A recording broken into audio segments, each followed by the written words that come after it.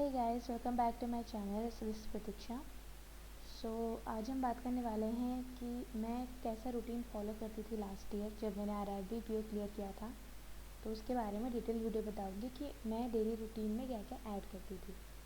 सो उससे पहले एक छोटी सी बात बताना चाहूँगी कि बहुत लोग ऐसे होते हैं जो कि अपनी खुद की रूटीन फॉलो करते हैं, जैसे कि मैं करती हूँ, and that is really good, क्योंकि वही सबसे बेस्ट होता है। क्योंकि आपको पता है कि आपका स्ट्रॉन्ग एरिया कौन सा है, आपको वीक एरिया कौन सा है, तो आप उसी के हिसाब से अपना जो डेली प्लानर है वो शेड्यूल करते हो।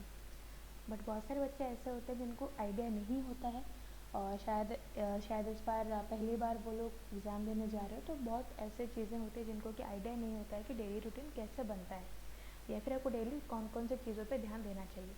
तो ये उनके लिए है, और अगर आप खुद से रूटीन फॉलो करते हो दैट इज़ रियली गुड, और वो करना भी चाहिए। बट अगर हमें किसी और के रूटीन से फ़र्क पड़ रहा है, हमको इम्प्रूवमेंट दिख रहा है, तो आई डोंट थिंक कि उसमें कुछ भी हार्म है, आप फॉलो कर सकते हो। ठीक है, so let's get started. So before starting the video एक छोटी सी अनाउंसमेंट है गाइज। तो जैसे कि आपको पता ही है कि टेक्स्ट बुक जो है वो बिगिनर्स के लिए बहुत ही अच्छा है, एंड अगर आप प्रिपरेशन स्टार्ट करो या फिर आप अगर अर्ली फेजेस पे हो, तो वहाँ पे आप टेक्स्ट बुक फॉलो कर सकते हो। और मैंने अभी ही रिसेंटली देखे थे, उन्होंने अपना जो लेवल है काफ़ी बढ़ाया हुआ है, क्योंकि इट्स रिक्वायर्ड, राइट। तो वहाँ पे आपको 18 मंथ्स के जो पासेस है वो 360 रुपीज़ में मिल रहे हैं अगर आप मेरा कोड यूज़ करते हो तो। और उसके साथ साथ अगर आप अमेज़न पे वॉलेट यूज़ करके पे करते हो तो आपको 50 रुपीज़ का फ्लैट कैशबैक में मिल जाता है। तो आप देख सकते हो कि आपके 540 प्लस एग्ज़ाम्स कवर होते हैं, बैंकिंग, एसएससी, रेलवे, सारे एग्ज़ाम्स, और 41,000 से प्लस भी मॉक टेस्ट आपके यहाँ पे अवेलेबल है। तो अगर आप अभी प्रिपरेशन स्टार्ट करो, या फिर अगर आप इवन अच्छा एक सोर्स ढूंढ रहे हो एंड आपको बहुत ही कम रेट में चाहिए, तो टेक्स्ट बुक बहुत ही सही है, रेलिवेंट है बिल्कुल एग्ज़ाम के लिए। तो आप जाके परचेस कर सकते हो। इसका जो भी लिंक वगैरह रहेगा सारे डिस्क्रिप्शन बॉक्स में अवेलेबल रहेंगे, तो आप वहाँ से जाके चेक कर सकते हो। सो स्टार्ट करते हैं वीडियो। सो यहाँ पे मैंने जो जो भी रूटीन फॉलो किए हैं अपने प्रिपरेशन टाइम में, जैसे मैं पढ़ती थी डेली, वही मैंने बताया हुआ है।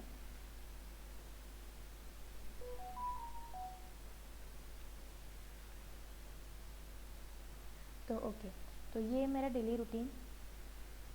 तो सबसे पहले जैसे कि यहाँ पे मैंने लिखा हुआ है, जस्ट अ सेकेंड, मैं अपना फ़ोन थोड़ा साइलेंट कर लेती हूँ।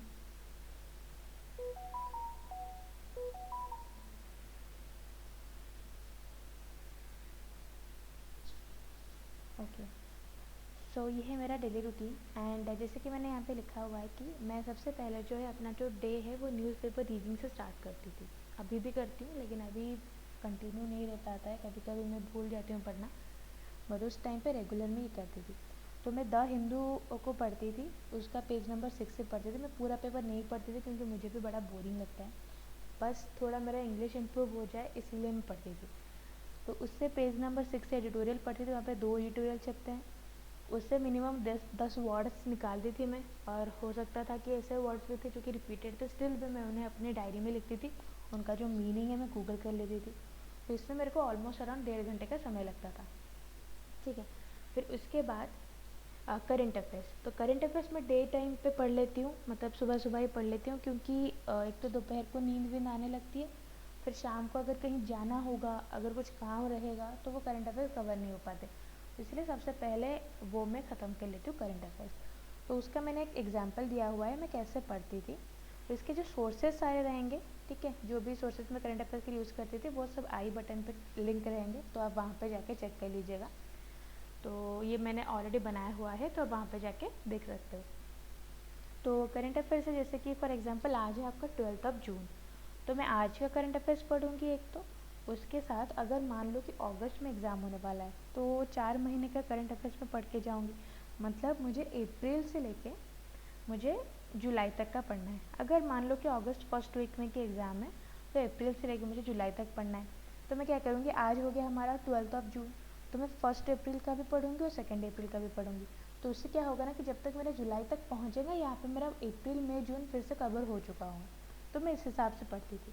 उसके साथ साथ एवरी सैटरडे, तो हर शनिवार को मैं वीकली रिवाइज करती थी। और मंथली वाला कभी मेरा हो नहीं पाता था, क्योंकि उसके लिए टाइम की रिक्वायरमेंट है, और मेरा हर डे पैक ही रहता था ऑलमोस्ट।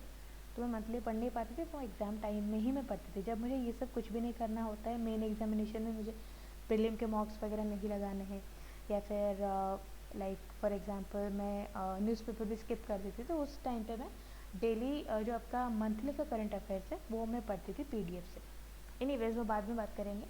तो अभी फ़िलहाल मैं करंट अफेयर्स ऐसे पढ़ती थी कि जैसे मान लो आज का मैंने पढ़ा और अप्रैल फर्स्ट का और सेकंड का पढ़ लिया, तो इस हिसाब से जब तक मेरा जुलाई ख़त्म होगा तब तक मेरा अप्रैल मई जून फिर से ख़त्म हो चुका होगा।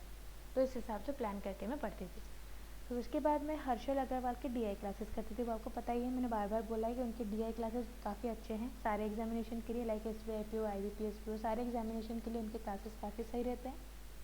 तो मैं वहाँ से मिनिमम 1 से 2 डीआई में करती थी, और जिनके जितने भी लाइव क्लासेस हैं मैं ऑलमोस्ट सारे मैंने देखा हुआ है, अभी तक भी देखती हूँ। अभी भी मैं जितने भी लाइव क्लासेस वो करते हैं, जितने भी क्लासेस हैं उनके, मैं सारे फॉलो करती हूँ। फिर उसके बाद मेरा डेली रूटीन ये रहता था कि एक हाई लेवल डीआई और एक हाई लेवल पजल बनाना। इसके रिलेटेड सारे सोर्सेज भी मैंने उसी वीडियो में डाले हुए हैं, आप जाके देख सकते हो। तो डेली एक हाई लेवल डीआई और एक हाई लेवल पजल में बनाती थी। उसके बाद जो है ये मैंने बहुत ही रिसेंटली स्टार्ट किया हुआ था, लाइक मैं बताऊँ तो 2021 जून जुलाई से ये स्टार्ट किया था मैंने। निमिषा बंसल परफेक्शन बुक मैंने ये मंगवाया था फ्लिपकार्ट से, और वहाँ से मैं एक्सरसाइजेस वगैरह करती थी उसके, और काफ़ी सही क्वेश्चंस रहते थे। आई मीन आरआरबी पीओ के हिसाब से तो काफ़ी टफ थे, बट अगर आप अच्छे से इस बुक को प्रेफर करते हो, अच्छे से फॉलो करते हो, और अगर आपसे क्वेश्चंस बन रहे हैं तो आपको चिंता करने की ज़रूरत नहीं एसबीआई पीओ और आईबीपीएस पीओ के लिए, और उसमें भी आपके मार्क्स आ जाएंगे। ये बहुत ही अच्छी बुक है, आप फॉलो कर सकते हो।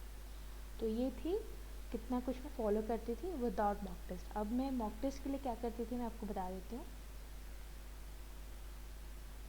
थोड़ा सिस्टम मेरा स्लो हो गया है। तो ये है मॉक टेस्ट। तो मैं मॉक टेस्ट कैसे देती थी, मैं क्या करती थी कि डेली मैं एक मॉक टेस्ट लगाती थी, दैट विल बी ऑफ क्या आपका प्रीलिम का। इसके भी सोर्सेज वीडियो सारा कुछ मैंने बताया है कि आई बटन में लिंक है, वहाँ पे जाके चेक कर सकते हो।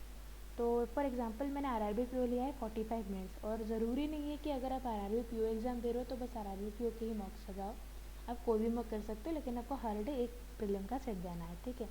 और उसको मैं एनालिसिस करती थी 1 घंटे के लिए। तो अभी जैसे कि हर एक मॉक टेस्ट में कितने 20 प्रीलिम्स के मॉक्स आते हैं और 10 मेन के मॉक आते हैं, तो मेन के मॉक तो इनफ है, 10 मेन के मौका पे ख़त्म भी नहीं होगी, लेकिन प्रीलिम्स तो ख़त्म हो जाते हैं। तो इसीलिए मेरा मानना है कि आप 2 से 3 मॉक प्रेफर करो, ठीक है। एक हो सकता है इजी कर लो, और एक मॉडरेट और एक हाई, ऐसा करके कर सकते हो।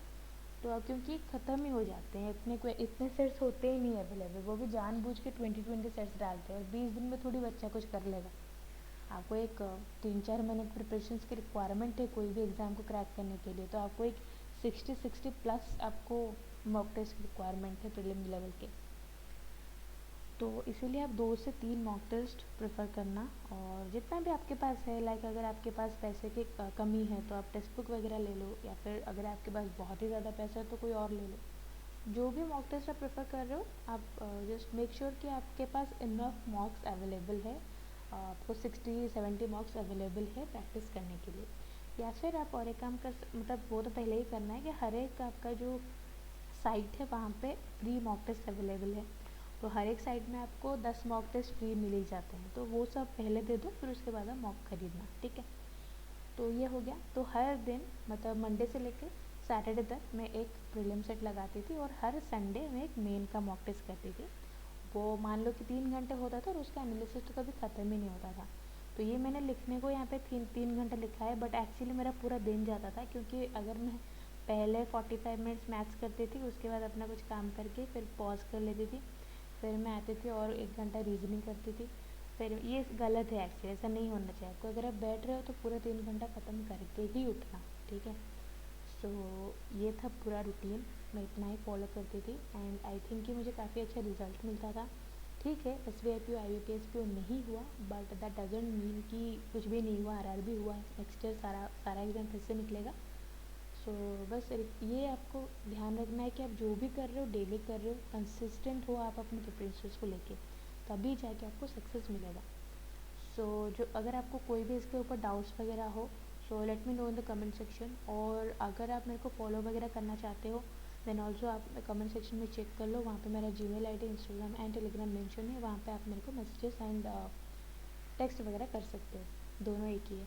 Anyways thank you so much for watching. And अगर आपको टेस्ट बुक के पासेस वगैरह ख़रीदना हो तो लिंक वगैरह सारा डिस्क्रिप्शन बॉक्स में अवेलेबल है। और मेरे कंटेंट अगर अच्छे लग रहे तो सब्सक्राइब कर लिया करो। एंड मैं कुछ दिनों से रेगुलर नहीं थी, बट मैं अभी फिर से रेगुलर हो जाऊँगी वीडियोज़ डालने में।